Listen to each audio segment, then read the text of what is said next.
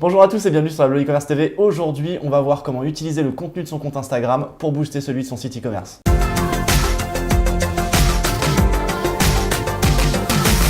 Une nouvelle fois avec Jean pour discuter d'Instagram. Comment vas-tu? Bonjour Guillaume, ça va très bien et toi? Eh bien écoute, super. Aujourd'hui, on s'est posé une question supplémentaire. On a parlé d'Instagram, on a parlé de l'exploiter pour son site e-commerce, de le développer. Une question qui reste à éclaircir aujourd'hui, c'est comment est-ce qu'on va générer du contenu sur Instagram, comment est-ce qu'on va alimenter tout ça et qu'est-ce qu'on peut faire en fait tout simplement pour créer du contenu Instagram et l'exploiter. Les communautés sur Instagram sont déjà là. Très souvent, elles sont là même avant que les marques décident d'y aller. Elles sont là et elles parlent de vous. Elles parlent de vous, elles utilisent pour ça des hashtags. Elles utilisent pour ça la localisation, on appelle ça le point of interest. Bref, elles se localisent lorsqu'elles publient pour dire qu'elles sont à tel endroit, dans votre magasin par exemple, dans votre lieu de vacances, dans votre hôtel. Ah, on peut se géolocaliser sur Instagram? Absolument. Sinon, elles vous mentionnent, c'est le fameux arrobas, et alors que le hashtag c'est le dièse. Bref, elles utilisent plusieurs façons dans leurs commentaires au moment de publier, de parler de vous. D'accord. Mais il y a un moyen de récupérer un petit peu ce que fait la communauté? Alors, on peut très bien par une recherche internet classique sur instagram.com taper le nom de sa marque et ses dérivés et on y trouvera des exemples visuels déjà existants, oui, de gens qui ont publié des contenus. La difficulté généralement, c'est que ces contenus sont éparpillés. Certains utilisent hashtag le nom de ma marque, d'autres vont utiliser hashtag le nom d'un produit iconique au sein de ma gamme de produits. D'autres vont utiliser, je sais pas, je vais prendre l'exemple de la marque Nike, ils vont utiliser hashtag just do it, ils vont utiliser la signature de campagne. D'autres vont donc plutôt utiliser le lieu. Bref, ces chambres d'images existent, mais elles sont éparpillées les unes des autres, cloisonnées, isolées, donc difficiles à suivre par une recherche. Alors, comment classique. on regroupe tout ça? Alors, pour ça, on a, nous, créé un outil capable de collecter et de rassembler tous ces contenus dans une même corbeille de la mariée.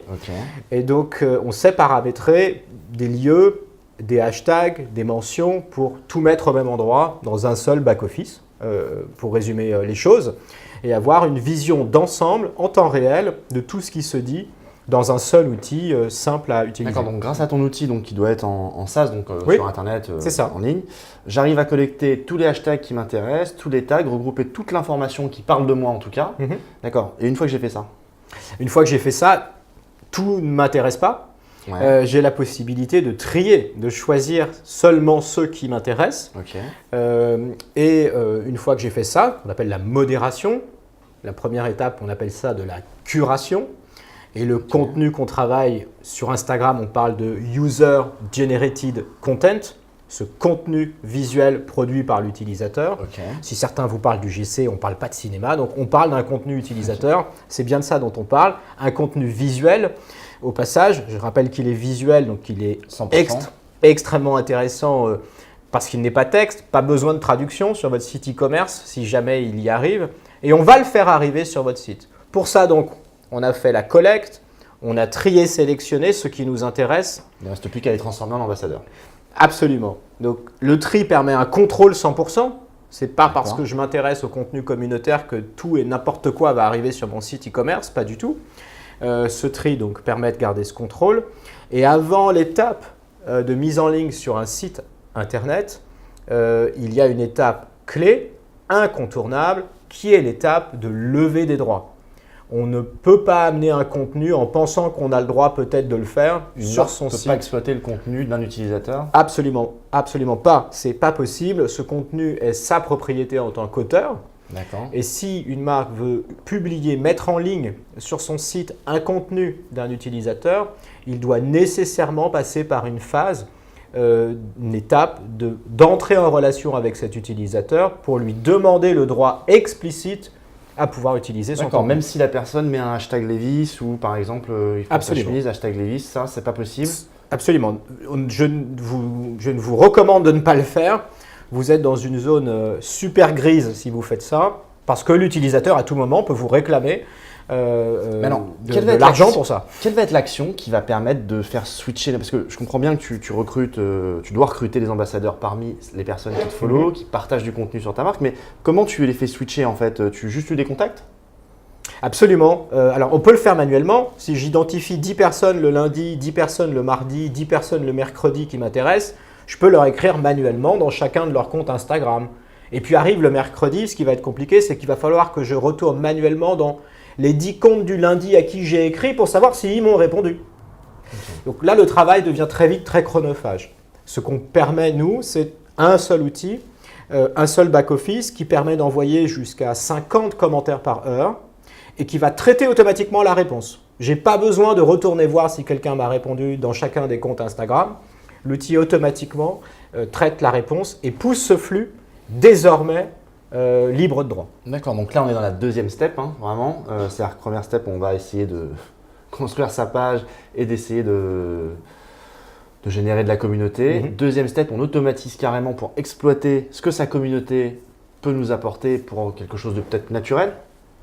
Authentique, naturel, ouais. Fort pouvoir émotionnel, super conversion constatée sur des pages A/B testées qui contiennent ces flux visuels, qui sont des mises en situation contextuelles, portées ou consommées d'un produit ou d'un service ou d'un lieu. Et troisième step, du coup, je vais extraire tout ça pour venir enrichir mon site e-commerce Tout à fait. sur les fiches produits qui ont été donc cette fois utilisées par les Exactement. Cette étape-là est clé. Elle permet donc d'éditorialiser sous forme visuelle, d'alimenter de contenus intéressants.